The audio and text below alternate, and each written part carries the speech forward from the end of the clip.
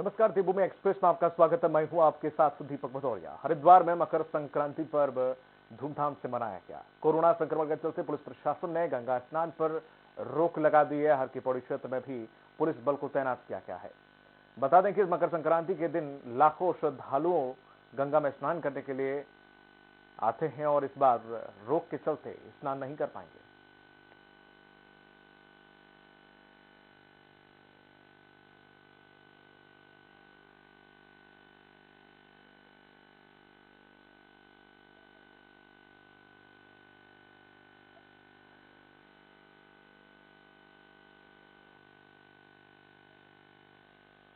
वहीं उत्तराखंड में कांग्रेस एक दो दिन में प्रत्याशियों की सूची जारी कर देगी, जिसको लेकर प्रदेश के कई नेताओं ने दिल्ली में स्क्रीनिंग कमेटी की बैठक में हिस्सा लिया, जहां 40 से 45 नामों पर सहमति बन गई है। यह सूची केंद्रीय चुनाव समिति को भेज दी गई है। वहीं कांग्रेस प्रदेश महामंत्री ने बताया कि जिन सीटों पर सहमति नहीं बन पाई है उन पर मंथन लगातार चल रहा है। पार्टी के प्रदेश के नेतागण, सारे जितने वरिष्ठ नेतागण हैं, हरीश रावत जी हैं, प्रदेश अध्यक्ष जी हैं, नेता प्रतिपक्ष हैं, अन्य लोग हैं, प्रभारी जी हैं, सह प्रभारीगण हैं, और स्क्रीनिंग कमेटी में उम्मीदवारों के बारे में विचार विमर्श चल रहा है। हरिद्वार में धर्म संसद आयोजित करके विशेष समुदाय के खिलाफ हेट स्पीच के मामले में जितेंद्र त्यागी और वसीम रिजवी को गिरफ्तार किया गया। तो वहीं वसीम रिजवी की रिहाई की मांग को लेकर साधु संत समेत जूना अखाड़े के महामंडलेश्वर स्वामी यति नरसिंहानंद हड़ताल पर बैठ गए हैं और धरने पर बैठे साधु संतों ने कहा कि अगर वसीम रिजवी की रिहाई नहीं हुई तो उग्र आंदोलन किया जाएगा। तो उनको जमानत थाने में देनी चाहिए थी और थाने में जमानत न दे करके उनको कोर्ट भेजा गया और रात्रि में कोर्ट न बैठने के कारण से उनकी सुनवाई नहीं हुई। मसूरी में आम आदमी पार्टी के नेता अमरिंदर बिष्ट ने कांग्रेस और बीजेपी पर निशाना साधा है। बिष्ट ने कहा कि उत्तराखंड में 21 साल तक कांग्रेस और बीजेपी ने बारी बारी से राज किया, लेकिन प्रदेश के विकास के लिए कुछ नहीं किया है। अब उत्तराखंड की जनता के सामने तीसरा विकल्प आम आदमी पार्टी है, जिसको प्रदेश की जनता पहले स्थान पर देख रही है। दिल्ली मॉडल की तर्ज पर उत्तराखंड के विकास को लेकर दिल्ली के सीएम केजरीवाल ने कई घोषणाएं की हैं। इन मुद्दों को लेकर के घर घर जा रहा हूं और 2022 का जो विधानसभा चुनाव है उसमें आम आदमी पार्टी के प्रत्याशी के रूप में मैं काम करूंगा और ये जितने भी जन कल्याणकारी मुद्दे हैं इनके आधार पर हम लोग वोट मांगेंगे। वहीं हल्द्वानी में बेमौसम बारिश और कोहरे ने लोगों का जीना दुश्वार कर दिया है। इधर घने कोहरे के कारण देर रात मरीज को छोड़कर आ रही एक एम्बुलेंस बिजली के पोल से टकरा गई। पोल से टकराने के कारण एम्बुलेंस क्षतिग्रस्त हो गई है। गनीमत यह रही कि हादसे में कोई भी जनहानि नहीं हुई।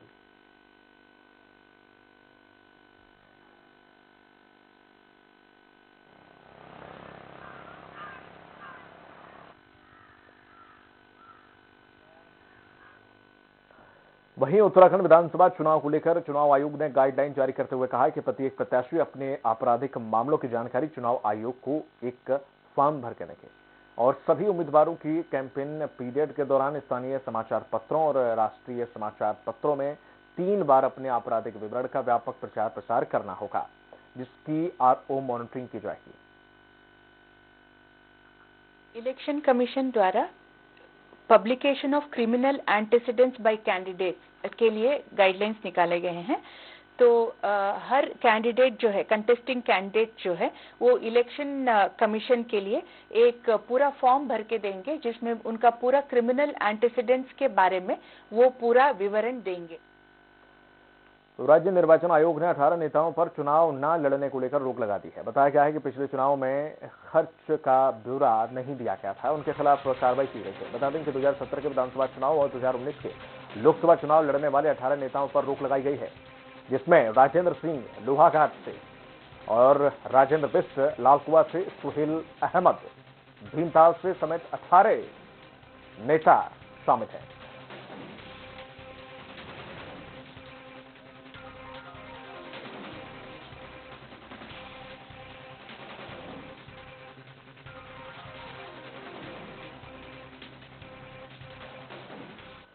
सितारगंज में कोरोना संक्रमितों की संख्या लगातार बढ़ती जा रही है, जिसके चलते स्वास्थ्य विभाग के मुख्य चिकित्सा अधिकारी डॉक्टर राजेश आर्य ने कहा कि कोरोना की तीसरी लहर में 15 दिसंबर से लेकर अब तक 122 लोग संक्रमित हो चुके हैं।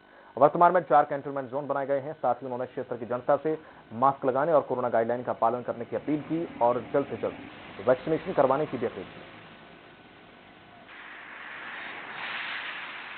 तीसरी लहर कह रहे हैं, थर्ड वेव, तो इसमें हमारे 15 दिसंबर से और अब तक लगभग 122 लोग संक्रमित हो चुके हैं, जिसमें कि 104 करीब हमारे एक्टिव केस हैं और वर्तमान में 4 हमारी कंटेनमेंट जोन चल रही हैं। उत्तराखंड में बीजेपी जल्द ही विधानसभा प्रत्याशियों की सूची जारी करने वाली है। ऐसे में प्रदेश कार्यालय में लगातार नेता दावेदारी पेश कर रहे हैं। वहीं कर्णप्रयाग से पूर्व विधायक अनिल नौटियाल ने बताया है कि वह पिछले 40 वर्षों से पार्टी के लिए शिद्दत से काम कर रहे हैं और 1-2 बार उनका टिकट भी काटा है, जबकि उन्होंने पार्टी से बगावत नहीं की। उन्होंने कहा कि वह कर्णप्रयाग सीट पर मजबूत दावेदार है। विकास पहला मुद्दा है हमारा और निश्चित रूप से 7 वर्षों में माननीय मोदी जी के नेतृत्व में आशीर्वाद से और अपने प्रदेश की सरकार के आशीर्वाद से क्षेत्र में बहुत विकास तेजी से हुआ है और आने वाले समय में जो समस्याएं हैं उस पर हम निश्चित रूप से काम करेंगे और विकास और तेजी से आगे बढ़ेगा। पिथौरागढ़ में विधानसभा को लेकर जिला प्रशासन ने तैयारियां तेज कर दी हैं। वहीं जिलाधिकारी डॉक्टर आशीष चौहान ने बताया कि विधानसभा चुनाव को लेकर आचार संहिता का पालन कराया जा रहा है। जो नियम का पालन नहीं करेंगे उनके खिलाफ कार्रवाई की जाएगी। उन्होंने कहा है कि कोरोना गाइडलाइन की लेकर जो तैयारियां हैं वो की जा रही हैं।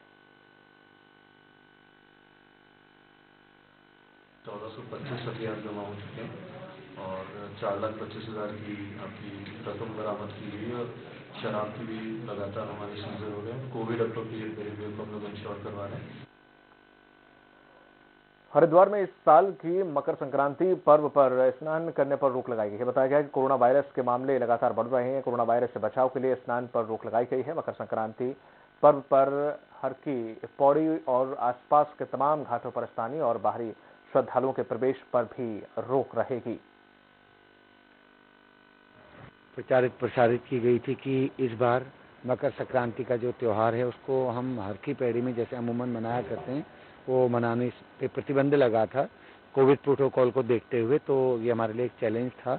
तो पुलिस ने, आप देख रहे होंगे कि शहर के आउटर पार्ट में भी प्रॉपर बैरिकेड किया गया है।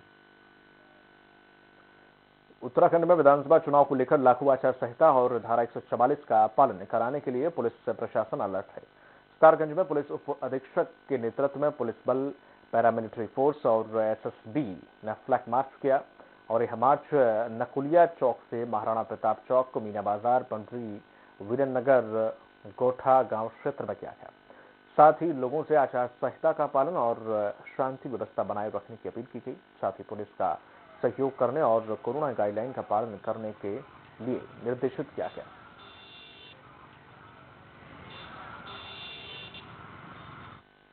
देहरादून में कांग्रेस ने पूर्व प्रदेश अध्यक्ष किशोर उपाध्याय के सारे पद छीन लिए हैं। पार्टी के प्रदेश महामंत्री मथुरा दत्त जोशी का कहना है कि पार्टी ने सोच समझकर यह उचित निर्णय लिया है। लंबे अरसे से पार्टी की नजर उनकी गतिविधियों पर थी। हालांकि इस पूरे मामले पर किशोर उपाध्याय कुछ भी बोलने से बचते रहे। स्वराज एक्सप्रेस से हुई बातचीत में उन्होंने कुछ भी कहने से इनकार कर दिया। कहा कि उचित समय आने पर इस मामले पर बोला जाएगा। साफ है कि किशोर कांग्रेस को छोड़ किसी अन्य पार्टी को चुन सकते हैं। किशोर उपाध्याय जी के पास जितने भी पार्टी के पद हैं उनको वापस लेना पड़ा।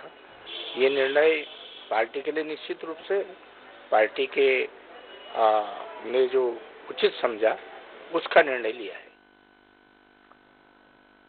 खबर देहरादून से है, जहां पर चुनावी रैलियों पर प्रतिबंध लगने के बाद राजनीतिक पार्टियों ने सोशल मीडिया पर पैठ बनानी शुरू कर दी है, जिसको लेकर सभी दल सक्रिय हो गए हैं। कांग्रेस ने देहरादून और हल्द्वानी में 2 कंट्रोल रूम बनाए हैं और प्रदेश मीडिया प्रभारी जरिता ने बताया कि यह सभी लोकसभा और विधानसभा क्षेत्रों में कंट्रोल रूम बनाए जाएंगे और यह काम 1 सप्ताह के अंदर ही कर लिया जाएगा। 1 हफ्ते के अंदर हो जाएगा। वैसे तो हमारा वॉर रूम या फिर कंट्रोल रूम तो पिछले 6 महीने से ही चल रहा है, पर अभी जो फोकस्ड वाले जो स्पेशली अभी कोविड के जो नॉर्म्स को देखते हुए उसके हिसाब से अगर हम देखते हुए जाए तो उसके हिसाब से अभी क्योंकि बहुत सारे सेटअप्स चेंज करना पड़ रहा है तो उसके हिसाब से should take about a week. Chamoli में एसपी श्वेता चौबे के नेतृत्व में पुलिस अर्धसैनिक बल के जवानों ने जिला मुख्यालय गोपेश्वर में धारा 144 का पालन कराने और शांति व्यवस्था बनाए रखने के लेकर फ्लैग मार्च निकाला। गोपेश्वर श्रीनगर क्षेत्र में पुलिस लाइन गोपेश्वर से मंदिर मार्ग तक पुलिस और आईटीबीपी के सशस्त्र जवानों ने फ्लैग मार्च निकालकर चुनाव के दौरान शांति बनाए रखने और आचार संहिता के नियमों का पालन करने की अपील की। पुलिस अधीक्षक चमोली श्वेता चौबे ने बताया है कि विधानसभा चुनावों को देखते हुए जनपद में अवैध सामग्री की रोकथाम के लिए 7 पुलिस चेकिंग बैरियर बनाए गए हैं, जहां सभी वाहनों की सघन चेकिंग की जा रही है। उन्होंने बताया है कि विधानसभा चुनाव के लिए अतिरिक्त 100 कांस्टेबल, 75 सब इंस्पेक्टर, 1100 होमगार्ड जवानों की मांग की गई है। आदर्श आचार संहिता लागू हो चुकी है। आज जो है पूरे गोपेश्वर क्षेत्र में आईटीबीपी, पुलिस के अन्य अधिकारी व मजिस्ट्रेट साहिबान के साथ जो है फ्लैग मार्च निकाला गया। कालाडूंगी के चकुलबा में गुलदार ने एक युवक और युवती पर हमला करके उसे गंभीर रूप से घायल कर दिया, तो वहीं ग्रामीणों की मदद से घायलों को अस्पताल में भर्ती किया गया। महिला की हालत अभी फिलहाल नाजुक बताई जा रही है। वन विभाग रेंजर अमित ने कहा कि गुलदार के द्वारा किन परिस्थितियों में यह हमला किया गया इसकी भी छानबीन की जाएगी और वन विभाग के द्वारा क्षेत्र में गश्त भी बढ़ाई जाएगी। वो गई थी बकरी चुकाने, बकरी पे तो हमला हुआ नहीं, कहते हैं लपेट ने उनके ऊपर हमला कर दिया। इसी बात पर हम लोग आदेश चाहते हैं कि जंगलात, हमारी जंगलात को क्या कर रही है, क्या नहीं कर रही है, हमारा गांव पूरा सुरक्षित नहीं है, कुछ नहीं है। हाँ जी, ये ग्राम सभा गुलजारपुर में चकलवा के पास पे अभी सूचना आई है कि लेपर्ड के द्वारा अटैक किया गया है एक महिला पे और एक पुरुष पे। तो इसकी छानबीन की जा रही है कि वो कौन सा लेपर्ड था और किन परिस्थितियों में उन्होंने इस पर अटैक किया है। पौड़ी के यहाँ बाघाट पुल के पास खुली शराब की सरकारी दुकान में एमआरपी से अधिक रेट पर शराब बेचने का मामला सामने आया है। बताया गया है कि सरकारी दुकानों पर रेट लिस्ट चस्पा की जाती है, मगर किसी भी सरकारी शराब दुकान पर रेट लिस्ट नहीं लगी हुई है और इसका फायदा वाइन शॉप पर खुलेआम अधिक रेट बेचकर ये लोग उठा रहे हैं। यहाँ दारू ओवर रेट में मिलती है, यहाँ आप परिवारों को संज्ञान में लेना चाहिए इस बात को। यहाँ आम ग्रामीण लोग बहुत परेशान हो रखे हैं चीज़ को लेके। मैं सरकार और डीएम से ये दरख्वास्त करना चाहूँगा, पौड़ी में जो ठेके हैं, पौड़ी या आसपास जो गढ़वाल में जो भी ठेके हैं, वहाँ पे दारू जो प्रिंट रेट है उनसे ज़्यादा रेट पे मिली जा रही है। अभी चूँकि मैंने अभी 31 दिसंबर को चार्ज लिया है यहाँ पे, उसके बाद से अभी कोई शिकायत मेरे पास में अभी नहीं आई और अगर कोई शिकायत आएगी तो कार्रवाई की जाएगी उस पर। हरिद्वार में हुई धर्म संसद में भड़काऊ भाषण देने के मामले की गूंज सुप्रीम कोर्ट में होने के बाद अब हरकत में आई हरिद्वार पुलिस ने यूपी शिया वक्फ बोर्ड के पूर्व अध्यक्ष वसीम रिजवी उर्फ जितेंद्र नारायण त्यागी को हरिद्वार की सीमा नारसन में एंट्री करते ही गिरफ्तार कर लिया है। रिजवी के खिलाफ हरिद्वार कोतवाली में 3 अलग अलग मुकदमे दर्ज हैं। इधर रिजवी की गिरफ्तारी होने के साथ ही हरिद्वार पुलिस बेहद चौकन्नी हो गई है। पिछली 17 से 19 दिसंबर को उत्तरी हरिद्वार के वेद निकेतन आश्रम में हुई धर्म संसद दुनिया भर में सुर्खियों में है। धर्म संसद में एक विशेष वर्ग को लेकर भड़काऊ भाषण देने के आरोप में यूपी शिया वक्फ बोर्ड के पूर्व अध्यक्ष वसीम रिजवी उर्फ जितेंद्र नारायण त्यागी के खिलाफ 2 मुकदमे शहर कोतवाली में दर्ज किए गए थे। इसमें एक में इनको 41 का नोटिस देने के बाद चार्जशीट हो गया था। दूसरे मुकदमे में उनको 41 का नोटिस दिया गया था, परंतु इनके द्वारा क्योंकि बार बार रिपीटेड ऑफेंस किया जा रहा था तो इसलिए इनको तीसरे वाले अभियोग में आज नारसन बॉर्डर से गिरफ्तार किया गया है और जो आगे की कार्रवाई चल रही है। जो और लोग हैं जैसे कि मैंने कहा ना, इसमें सजा जो है वो केवल 3 साल की है, तो उनके खिलाफ हम 41 का नोटिस देंगे। इनका क्योंकि रिपीटेड ऑफेंस है तो इनको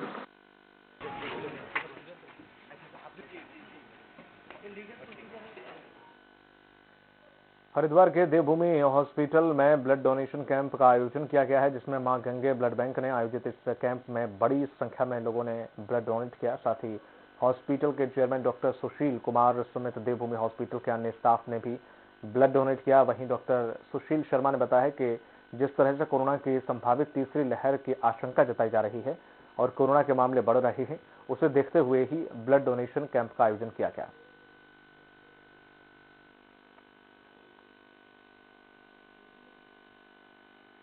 इस टाइम जो कोविड के केसेस बढ़ने शुरू हुए हैं, तो उसमें पिछली बार भी देखा गया था कि बहुत ज़्यादा ब्लड की कमी पड़ी थी। इसलिए जैसे ही शुरुआत हुई तो हमने ये विचार किया कि एकदम से ब्लड की कमी ना हो, उसके लिए ज़्यादा से ज़्यादा ब्लड डोनर आए और डोनेट करें। दिल्ली के उप मुख्यमंत्री मनीष सिसोदिया ने ऊधम सिंह नगर के जवाहर नगर का दौरा किया और इसी दौरान उन्होंने किच्छा में डोर टू डोर अभियान की शुरुआत की। वहीं अभियान में किच्छा विधानसभा के प्रत्याशी कुलवंत सिंह भी मौजूद रहे। इसी दौरान एक घर से मनीष सिसोदिया को भोजन का निमंत्रण मिला, जहां अभियान खत्म होने के बाद मनीष सिसोदिया ने ग्रामीण के घर पर जाकर परंपरागत भोजन किया।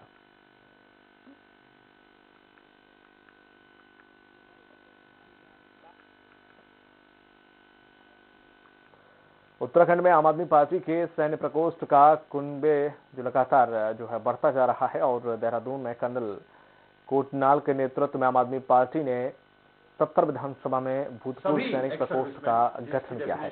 आपके सैनिक प्रकोष्ठ अध्यक्ष कर्नल कोटनाल ने बताया है कि सैन्य प्रकोष्ठ से 2500 से ज्यादा फौजी आपकी गारंटियों और नीतियों को लेकर जगह जगह संपर्क कर रहे हैं। और कर्नल कोटनाल ने बताया कि अरविंद केजरीवाल के शहीदों के परिवारों को 1 करोड़ की घोषणा से पूर्व सैनिक उत्साहित हैं और आपके सैन्य प्रकोष्ठ के सभी पूर्व सैनिक, अर्धसैनिक, एयरफोर्स, नेवी, पुलिस के जवानों को भी शामिल किया जा रहा है। साथ ही वीर नारियों को भी शामिल किया जाएगा। प्रकोष्ठ का गठन किया है। इसका मकसद सभी एक्स सर्विसमैन, जिसकी डेफिनेशन हमने बनाई, आम आदमी पार्टी ने उत्तराखंड में भूतपूर्व सैनिक प्रकोष्ठ का गठन किया है।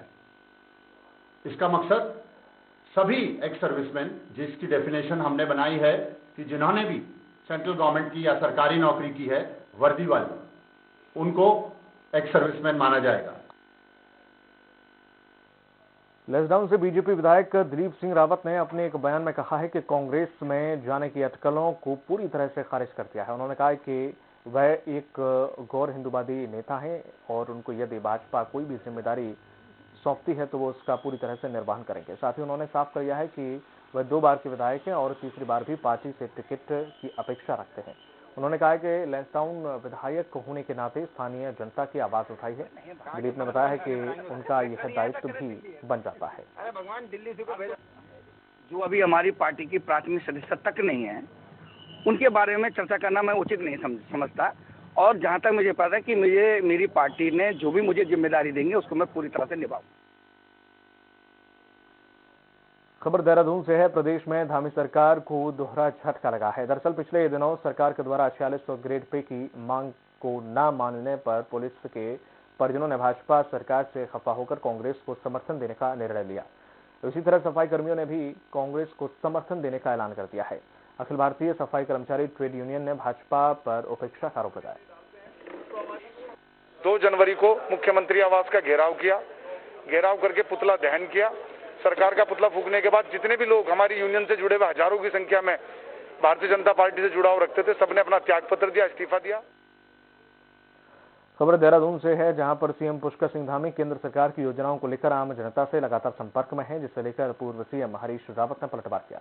उन्होंने प्रदेश में सरकार के द्वारा कोई योजना न चलाने का आरोप लगाया। उन्होंने कहा कि कांग्रेस सरकार की 4 धाम सुधार मार्ग योजना का नाम बदला गया है। पूर्व सीएम ने सरकार पर रेल योजना को लेकर भी निशाना साधा। उन्होंने कहा कि ऋषिकेश और कर्णप्रयाग रेलवे योजना भी डॉक्टर मनमोहन सिंह ने 2011 में स्वीकृत की थी। 4 धाम योजना है, वो हमारी योजना है, जिसको ये ऑल वेदर परियोजना बनाना चाहते थे, लेकिन वो है 4 धाम सुधार मार्ग परियोजना। ऋषिकेश कर्णप्रयाग रेलवे परियोजना ये नेशनल राष्ट्रीय परियोजना के रूप में डॉक्टर मनमोहन सिंह जी ने 2011 में स्वीकृति की थी। बजट में इसका नेशनल बजट से इसको पैसा मिला है।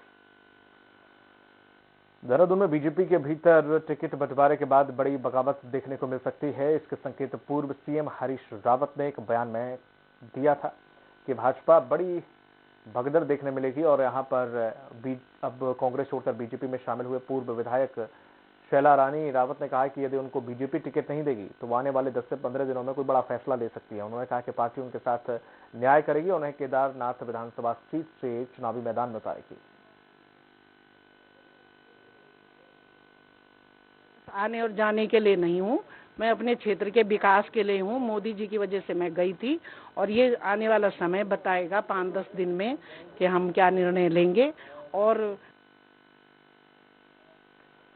धनौल्टी विधानसभा के कांग्रेस प्रत्याशी ज्योत सिंह बिष्ट ने बीजेपी समेत प्रीतम सिंह पर गंभीर आरोप लगाए और कहा कि क्षेत्र में विकास नहीं किया और 60+ की बात करते हैं। ज्योत सिंह ने कहा कि इस बार जनता बीजेपी को सबक सिखाएगी। उन्होंने कहा कि बीजेपी और प्रीतम सिंह ने जनता को गुमराह किया। विकास के नाम पर प्रीतम सिंह ने सिर्फ अपने चहेतों का विधायक निधि से भला किया।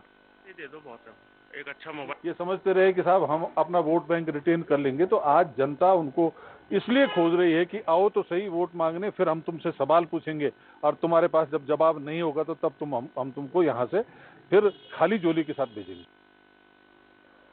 देहरादून में आपने हर विधानसभा में 5 लोगों की 30 टीमों का गठन किया और ये 30 टीम घर घर तक जाएंगी और हर 10 घर पे एक नवप्रवर्तन प्रमुख बनाएंगे। पूरे प्रदेश में आपके 3 लाख नवप्रवर्तन प्रमुख हर घर जाकर आपकी गारंटी योजनाओं को बताएंगे और एक मौका कुठियाल और केजरीवाल को देने का भी अनुरोध करेंगे।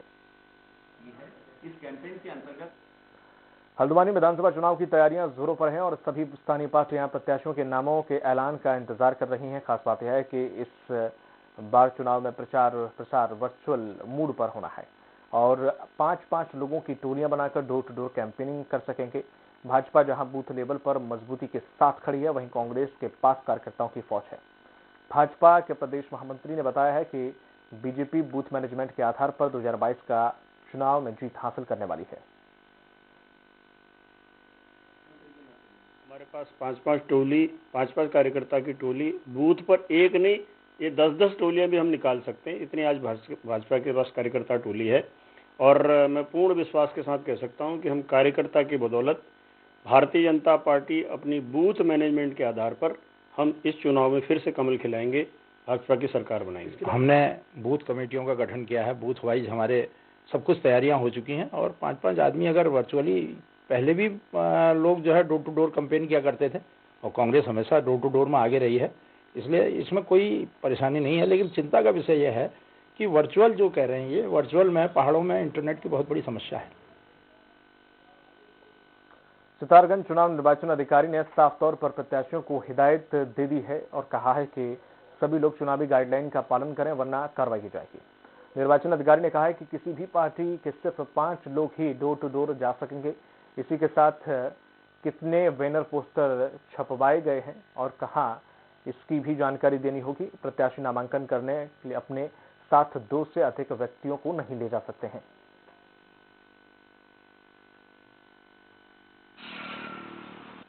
की जा रही है, संदिग्ध वाहनों को देखा जा रहा है और जो लोग हमारे विभाग की काली सूची में हैं जिनके नाम, उन लोगों के वहाँ खासतौर निगरानी की जा रही है और ये चेकिंग हमारी रात तक चल रही है।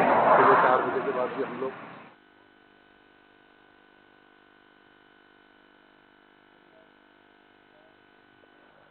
राज्यपाल लेफ्टिनेंट जनरल गुरमीत सिंह ने प्रदेशवासियों को लोहड़ी पर्व की शुभकामनाएं दी हैं। राज्यपाल गुरमीत सिंह ने सभी लोगों की खुशहाली और प्रगति के लिए कामना की। राज्यपाल ने राजभवन में लोहड़ी पर्व के अवसर पर ये शुभकामनाएं दी हैं। इस बुलेटिन में फिलहाल इतना ही। दीजिए इजाजत, नमस्कार। देश दुनिया की हर खबर के अपडेट के लिए आप हमें